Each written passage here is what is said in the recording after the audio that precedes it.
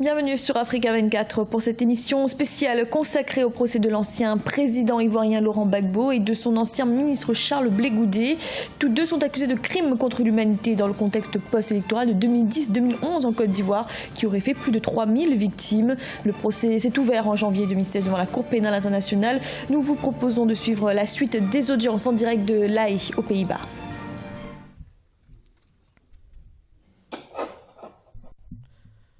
The International Criminal Court is now in session. L'audience de la Cour pénale internationale est ouverte. Please be seated. Veuillez vous asseoir.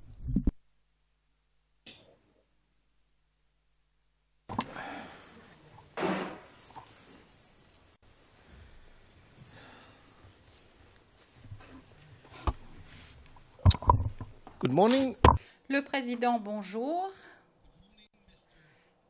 Bonjour, monsieur le témoin. Dans le lieu de transmission, je vais immédiatement donner la parole à nouveau à Maître Naouri pour poursuivre l'interrogatoire au nom de la défense de monsieur Gbagbo. Est-ce que vous êtes prêt, monsieur le témoin?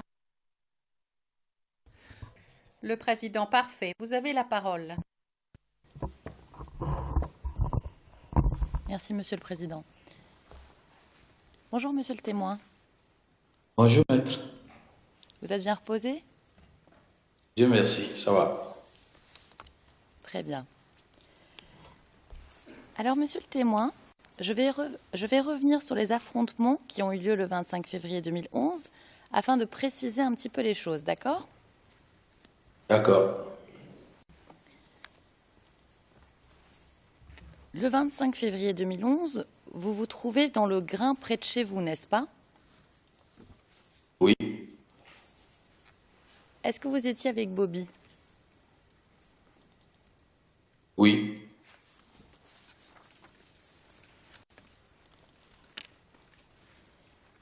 Et vous voyez deux groupes qui se constituent sur le boulevard principal, c'est bien ça? Oui. Et qui constitue ces groupes? Ces groupes, c'étaient les jeunes que Blé Goudé avait appelés à un meeting à la place CP1. C'est juste à la fin de leur meeting qu'ils sont venus s'installer là.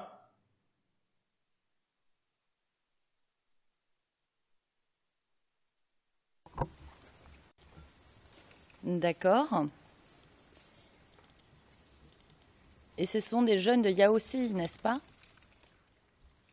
Il y avait des jeunes de Yaoundé dedans, mais c'était presque tout Yopougon, hein, parce qu'ils étaient extrêmement nombreux.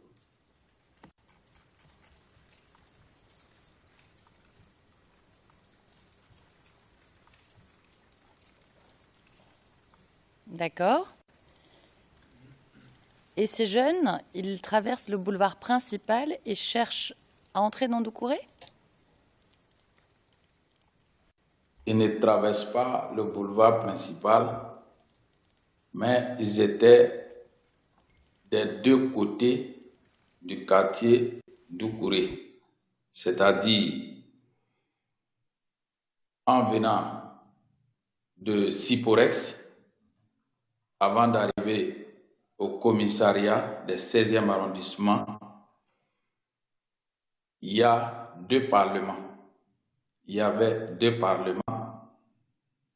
Derrière la pharmacie Ouakouboué, et puis juste derrière, c'est collé au mur du commissariat du 16e arrondissement.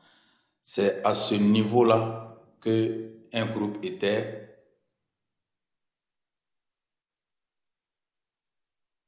C'est à ce niveau-là qu'un groupe était sur le boulevard principal. Le boulevard était coupé en deux à ce niveau. Et à gauche du quartier Doucouré, c'est-à-dire cinéma Sagidiba, il y a un parlement derrière le cinéma Sagidiba. À ce carrefour, il y a un autre groupe qui était installé au carrefour Sagidiba. Quand on est au bord de la route, au bord du boulevard principal à Doucouré, quand on regarde à droite, on voit ceux de la droite. Quand on regarde à gauche, on voit ceux de la gauche au carrefour Sagidiba. Ce sont ces deux groupes-là qui ont convergé vers le quartier Doucouré, de la gauche et de la droite.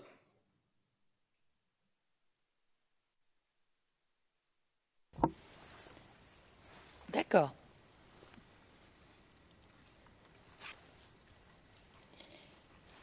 Et les jeunes de Doucouré attaquent et repoussent ces jeunes, c'est bien ça?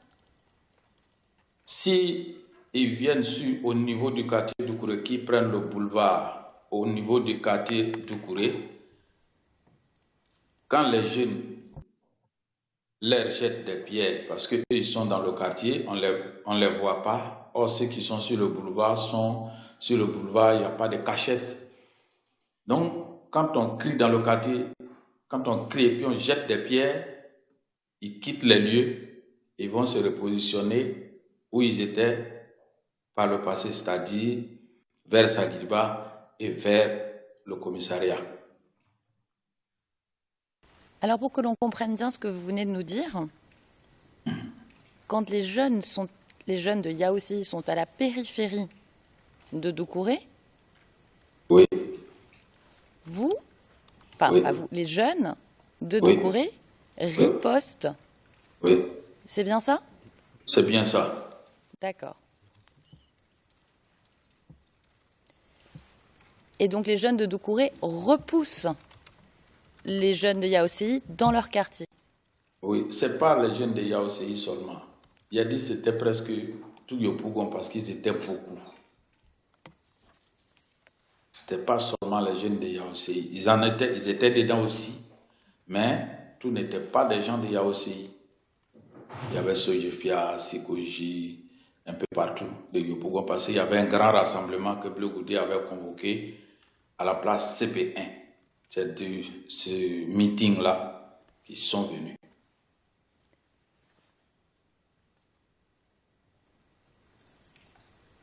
Très bien. Et avant le 25 février 2011, il y avait déjà eu des affrontements entre les jeunes du quartier de Doucouré et d'Yaoundé, n'est-ce pas? Oui. Et l'une des raisons de ces affrontements, c'était la criminalité quotidienne, comme le vol de téléphone portable, par exemple. Oui.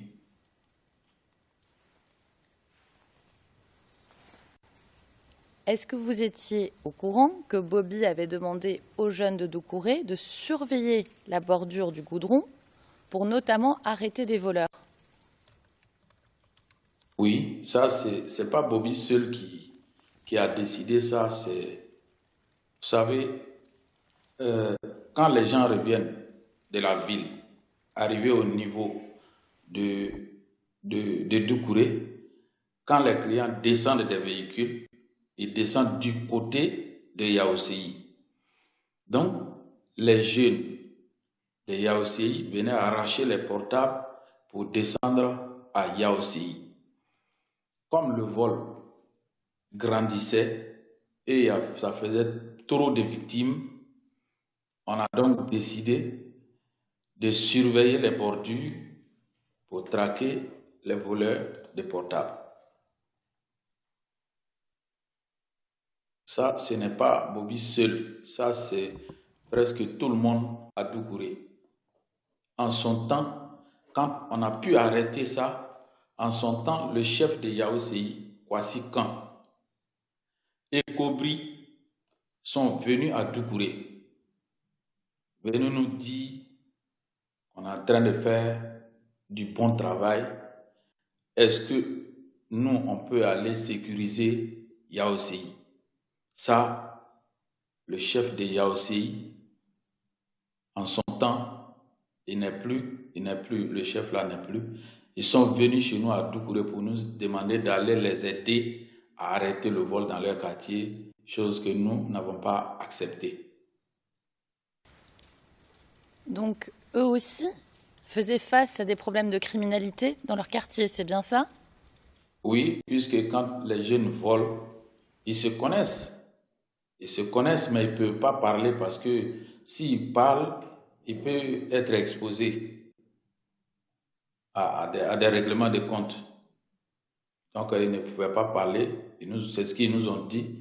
Ils connaissent les enfants, ils connaissent leurs parents, mais ils ne peuvent pas parler. Voilà. Et est-ce que vous avez réussi à vous mettre d'accord avec eux pour trouver une solution contre cette criminalité dans les quartiers des jeunes? En tout cas, nous, on n'a pas accepté d'aller sécuriser Yaoundé. On a dit, ne volez pas à Doucouré. Si les clients de Doucouré descendent des véhicules,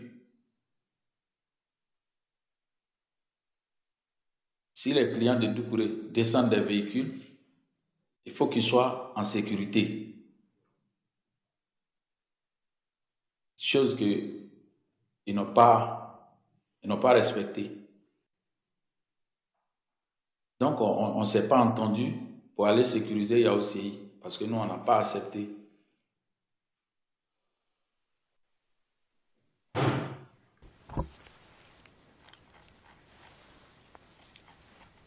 Et est-ce que vous, à Doucouré, vous avez mis en place une surveillance par le biais de barrages notamment?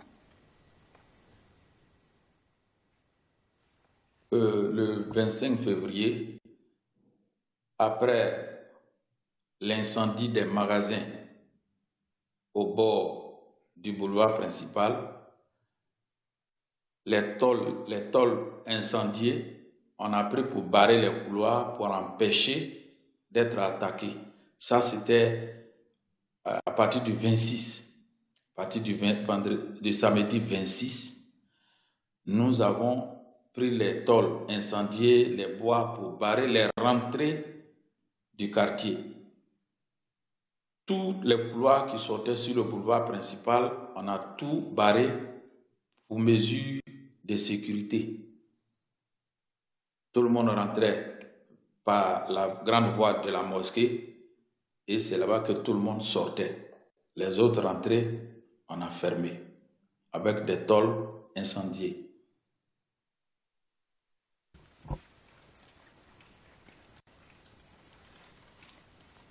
D'accord. Et est-ce que vous saviez que Bobby avait fait ériger des barrages le 25 février 2011? Non. Et est-ce qu'il y avait des barrages avant le 25 février 2011, à votre connaissance? Non.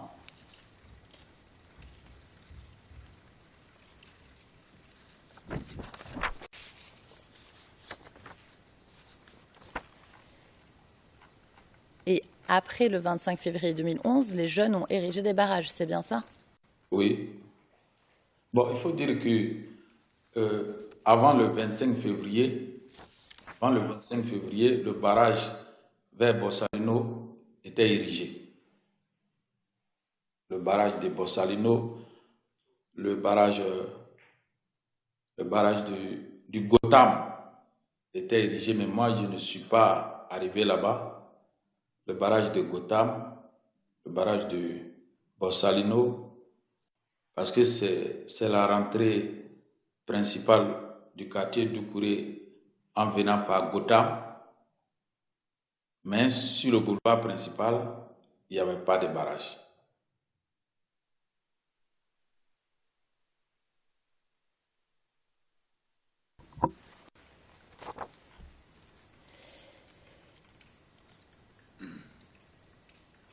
Et est-ce qu'il y avait un barrage érigé par les jeunes du quartier Doucouré au niveau de la mosquée? Bon, on ne peut pas appeler ça barrage. Je vous ai dit quand on a été attaqué et les maisons ont été incendiées, on a pris les tôles pour barrer, pour éviter l'infiltration de ceux qui nous attaquent. La rentrée principale, il y a des jeunes qui étaient à la rentrée principale du quartier d'Oukouré. Bon, ils n'encaissaient pas, ils ne demandaient pas de pièces d'identité, donc les gens circulaient, mais il y avait des jeunes gens là. Nous, on n'appelle pas ça barrage. Alors ma question, est-ce qu'il y avait d'autres personnes avec vous et est-ce que vous pouvez nous dire qui? Bon, tous ceux qui habitent non loin du boulevard principal étaient là. J'ai dit juste le nom de quelques-uns, mais il y avait beaucoup de personnes. Les voisins du quartier, les jeunes gens.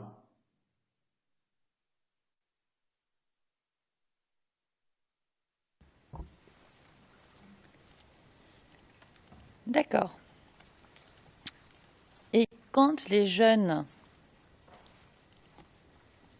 disons de Yaoséi, vous lancent des pierres, vous n'avez reconnu aucun de ces jeunes, n'est-ce pas? Bon, comme ce sont des jeunes gens, ceux qui peuvent les reconnaître, ça doit être des jeunes du quartier d'Oukouré. En l'occurrence, Diallo Adama peut connaître certains parmi eux. Souma Seydou peut connaître certains parmi eux. Mais nous, comme on a un certain âge, on ne collabore pas trop avec les jeunes gens. Donc, les jeunes se connaissent entre eux. Nous allons marquer une courte pause. On se retrouve dans quelques instants pour la suite de cette émission spéciale.